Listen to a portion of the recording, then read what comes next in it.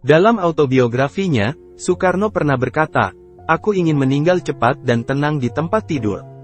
Bila tiba saat pergi bagiku, aku ingin sekadar menutup mata dan menyerahkan diriku kepada Tuhan.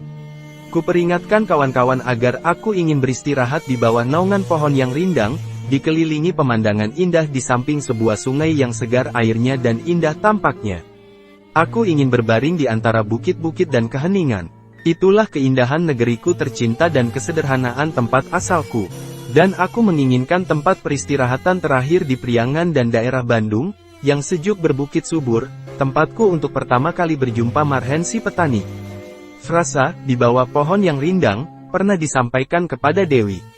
Dalam surat berjudul, "Testamenku," berkop burung Garuda dengan kepala surat bertulis Presiden Republik Indonesia tertanggal tanggal 6 Juni tahun 1962, Soekarno menulis, "Kalau aku mati, kuburkanlah aku di bawah pohon yang rindang. Aku mempunyai istri, yang aku cintai dengan segenap jiwaku. Namanya Ratna Sari Dewi. Kalau ia meninggal, kuburkanlah ia dalam kuburku. Aku menghendaki ia selalu bersama aku." Dalam surat Soekarno kepada Dewi tak ada pertentangan dengan keinginan Soekarno dalam autobiografinya. Soekarno ingin dimakamkan di bawah pohon yang rindang di Priangan dan daerah Bandung. Ketika Dewi meninggal dunia, Soekarno meminta agar dikuburkan di dalam kuburnya. Namun, lokasi makam menjadi kabur ketika Soekarno menulis surat kepada Hartini berjudul, Surat Wasiat.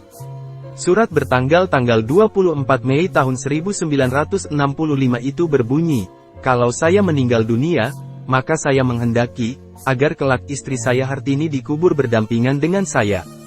Tempat kuburan bersama itu telah saya tentukan, yaitu di Kebun Raya Bogor dekat dengan kolam pemandian yang membukit." Dari dua surat itu, Soekarno ingin dimakamkan berdampingan dengan Hartini dan di atas makam Soekarno dimakamkan Dewi. Romantisme Soekarno, Soekarno ingin berdekatan dengan dua istrinya itu saat jasad telah terkubur tanah. Namun, persoalannya, di Priangan dan daerah Bandung atau di Kebun Raya Bogor dekat kolam pemandian yang membukit. Atau barangkali, Soekarno menuturkan di autobiografinya untuk dimakamkan di tempat pertama kali bersua Marhen, agar bersatu dengan Inggit Ganarsih. Dalam rapat keluarga ternyata muncul pertimbangan lain. Sewaktu Soekarno masih hidup pernah meminta agar dikuburkan di pekarangan rumahnya di Batu Tulis. Bukankah hal ini menunjukkan banyaknya pandangan? Soeharto berkata, "Kami ingat akan wasiatnya. Kami ingat akan permintaan almarhum semasa hidupnya, jenazah hendaknya dimakamkan di suatu tempat di mana rakyat datang seperti dipesankan Bung Karno kepada Dewi." Pesannya kepada Hartini, tetapi keluarga yang lain mempunyai pandangan yang berbeda-beda. Ternyata keinginan keluarga Bung Karno yang banyak itu berbeda-beda. Pemakaman Soekarno mencuatkan problema. Jika memang bermunculan aneka pendapat dan pandangan, mengapa Soeharto tidak meluluskan hasil rapat keluarga untuk dimakamkan di Batu Tulis? Soeharto akhirnya memutuskan dengan bertitik tolak dari karakter Soekarno yang sangat mencintai dan menghormati ibundanya. Soekarno dimakamkan di dekat makam Idayu Nyoman Rai Sarimben di Blitar, Jawa Timur. Alangkah bijak jawaban Sabam Sirait kepada Soeharto, Bung Karno dimakamkan dimanapun di seluruh Indonesia, di Sabang pun dia dimakamkan, di Merauke pun dia dimakamkan, selama dimakamkan di Indonesia, adalah tanah air Soekarno. Lewat keputusan Presiden Rino, 44 tahun 1970, Soeharto menetapkan penyelenggaraan upacara pemakaman kenegaraan kepada almarhum Soekarno, menetapkan Blitar sebagai tempat makam, dan hari berkabung nasional selama 7 hari terhitung sejak tanggal 21 Juni tahun 1970. Saat masa transisi menuju Orde Baru, Soekarno, Presiden pertama Indonesia yang digulingkan, ditempatkan di bawah tahanan rumah. Dia meminta agar dimakamkan di sebuah kuburan sederhana di dekat Istana Bogor.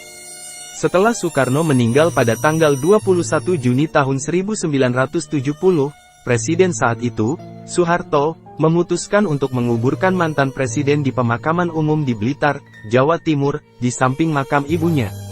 Keluarga Soekarno memprotes penguburannya di Blitar, dan surat kabar anti-Soeharto Merdeka menerbitkan artikel yang menyatakan bahwa Soekarno ingin dimakamkan di dekat Bandung.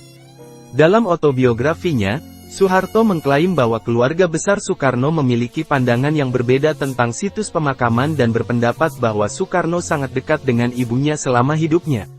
Seorang sejarawan kemudian menyatakan bahwa keputusan Soeharto untuk menguburkan Soekarno di Blitar adalah untuk menghindari ziarah ke makam Soekarno yang terlalu dekat dengan pusat politik kekuasaan di Jakarta. Pada tahun-tahun awal setelah pemakaman Soekarno, peziarah sering mengambil sebagian tanah dari makamnya, menimbulkan kekhawatiran bahwa semua tanah di makamnya akan hilang dan memaksa pemerintah untuk mengatur akses ke makam tersebut.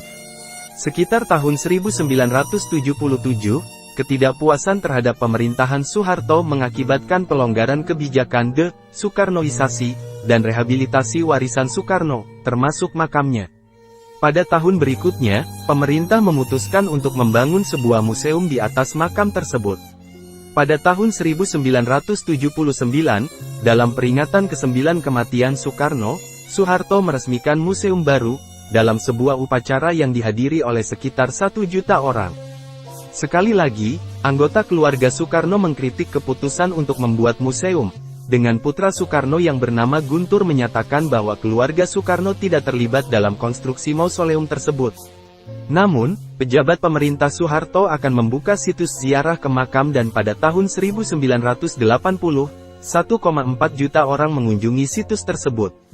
Setiap tahun, pada peringatan kematian Soekarno, keluarganya, terutama putrinya Megawati Soekarno Putri, Ketua Partai Demokrasi Indonesia, memanfaatkan keramaian yang mengunjungi makam sebagai representasi perbedaan pendapat terhadap pemerintahan Soeharto di media nasional.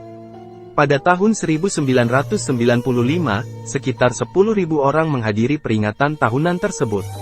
Awalnya, pagar mengelilingi makam untuk mencegahnya menjadi situs ziarah dan menjaga makam itu steril dari pengunjung.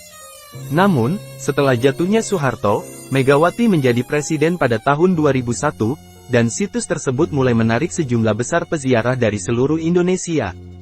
Pada Juni tahun 2001, diperkirakan 25.000 orang mengunjungi makam itu setiap hari.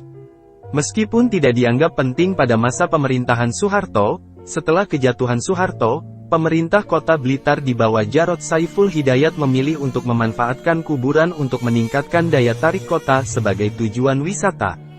Banyak patung Soekarno dibangun di seluruh kota sementara situs lama terkait dengan Soekarno dipulihkan.